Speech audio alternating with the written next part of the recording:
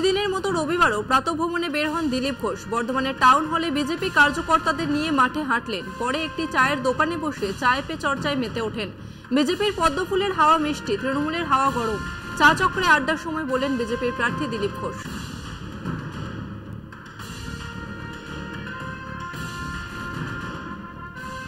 বা গ্রামের মানুষ তাহলে এটা হাওয়া লাগবে। আপনারাও হাওয়া খেয়ে দেখতে পারেন পদ্মফুলের কি সুন্দর মিষ্টি। দাদা তৃণমূলের তো একটা হাওয়া চলছে, টিএমসি লু নয়, বিজেপি সুন্দর মিষ্টি। টিএমসির তো গরম হাওয়া, আমাদের ঠান্ডা একদম মিষ্টি পদ্মফুলের গন্ধের হাওয়া। দেখুন হাওয়া খেয়ে দেখুন। পূর্ব মেদিনীপুরের সৌমেন্দু অধিকারীর জনসংযোগ কর্মসূচিতে হামলা। অভিযোগ, কাঁথি লোকসভা কেন্দ্রে বিজেপি প্রার্থী সৌমেন্দু অধিকারীর উপস্থিতিতে এই হামলা হয়। পশ্চিম সরপাই কাঠপুলের কাছে বিজেপি জনসংযোগ কর্মসূচির ওপর পাথর ছুড়ে হামলা চালায় দুষ্কৃতীরা। পাথরের আঘাতে আহত হয়েছেন দুজন। আহতদের প্রাথমিক চিকিৎসার জন্য হরিপুকুরিয়া গ্রামীণ হাসপাতালে ভর্তি করা হয়েছে। গুরুতর আহতদের তমলুক মহকুমা হাসপাতালে পাঠানো হয়েছে। তৃণমূল কংগ্রেসের দিকে অভিযোগ গেরুয়া শিবিরের। বিজেপির অভিযোগ অস্বীকার শাসক দলের। পুলিশ নিরপেক্ষ তদন্ত করে ব্যবস্থা নিক, দাবি তৃণমূলের। বিজেপির অভিযোগ সম্পূর্ণ অসত্য এবং মিথ্যা। তার কারণ ভারতীয় জনতা পার্টি সবসময় মিথ্যার ওপরে আশ্রয় করে রাজনীতি করে এসছে এতদিন। গতকাল পূর্বচড়াতে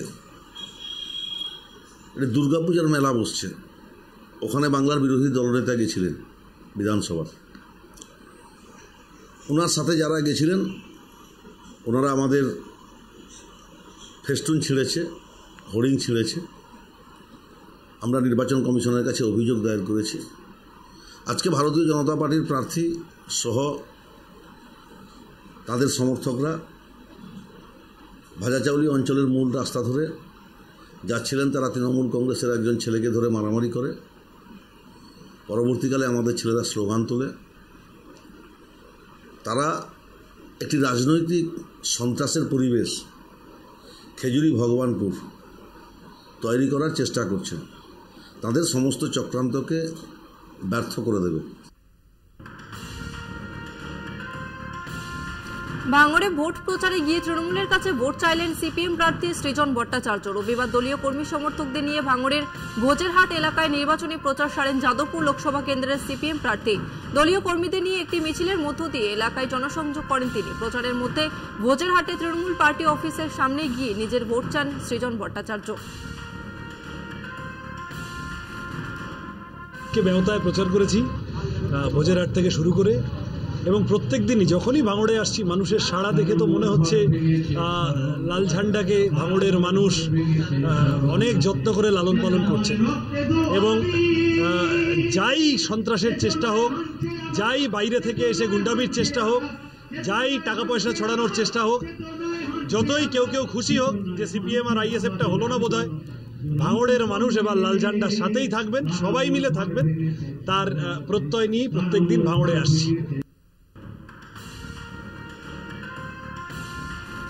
রবিবারের সকালে বাজারে জনসংযোগ সারলেন আরামবাগ লোকসভা কেন্দ্রের সিপিআইএম প্রার্থী বিপ্লব মৈত্র। সিপিআইএম কর্মী সমর্থকদের নিয়ে চন্দ্রকোনার ঝাঁকড়া বাজার এলাকায় ঘুরে প্রচার সারেন সিপিএমের বিপ্লব মৈত্র। বাদ্য বাজনার সহকারে ঝাঁকড়া বাজার ঘুরে ঘুরে জনসংযোগ করেন তিনি।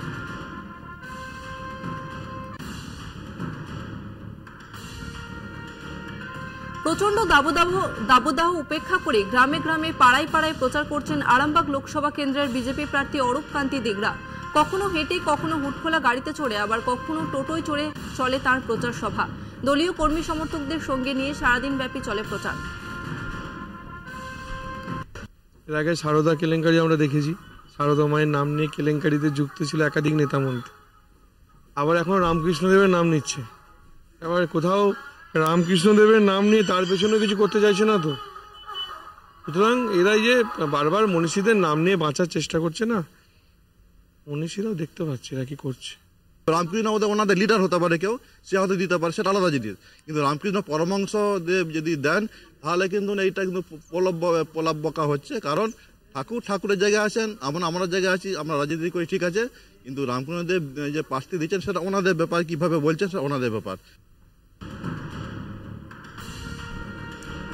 সিপিএম প্রার্থী মোহাম্মদ সেলিমের সমর্থনে ভোট প্রচারে বলিউড তারকা নাসিরুদ্দিন শাহের ভাইঝি সায়রা শাহ। প্রচারের উদ্দেশ্যে জলঙ্গিতে পৌঁছন দক্ষিণ কলকাতা সিপিএম প্রার্থী সাইরাজ শাহ আলীম। জলঙ্গিতে পদ্মা নদীর ঝাঁকে দলীয় নেতা মোহাম্মদ সেলিমের সমর্থনে নির্বাচনী প্রচার করেন, সভাও করেন সাইরাজ শাহ আলীম। এদিনের সিপিএম এর প্রচারে সাধারণ সমর্থকদের ভিড় ছিল চোখে পড়ার মতো। सीपीएम को वोट देगा क्योंकि तृणमूल कांग्रेस की नीति फेल हो चुकी है।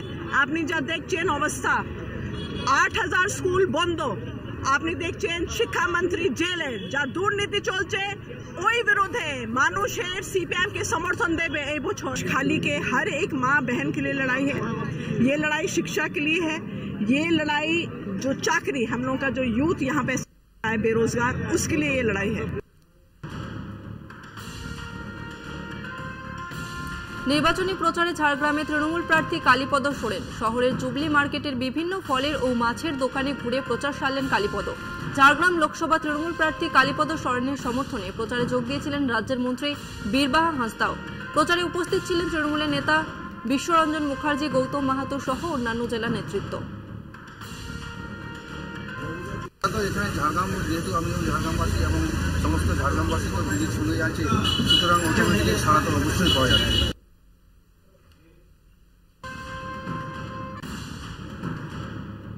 বালুরঘাট লোকসভার বিজেপি প্রার্থী সুকান্ত মজুমদারের সমর্থনে গঙ্গারামপুরে মেগা রোড শো মিঠুন চক্রবর্তীর। বিডিও অফিস মোড় থেকে শুরু হয়ে শহরের বিভিন্ন এলাকা পরিক্রমা করে কালীতলাতে শেষ হয় রোড শোটি। উপস্থিত ছিলেন অভিনেতা রুদ্রনীল ঘোষ, বিজেপি প্রার্থী সুকান্ত মজুমদার সহ দলীয় কর্মী সমর্থকেরা। এদিনের সভা থেকে বিজেপি প্রার্থী সুকান্ত মজুমদারকে বিপুল ভোটে জয়মুক্ত করার আহ্বান জানান মিঠুন চক্রবর্তী ও রুদ্রনীল ঘোষ।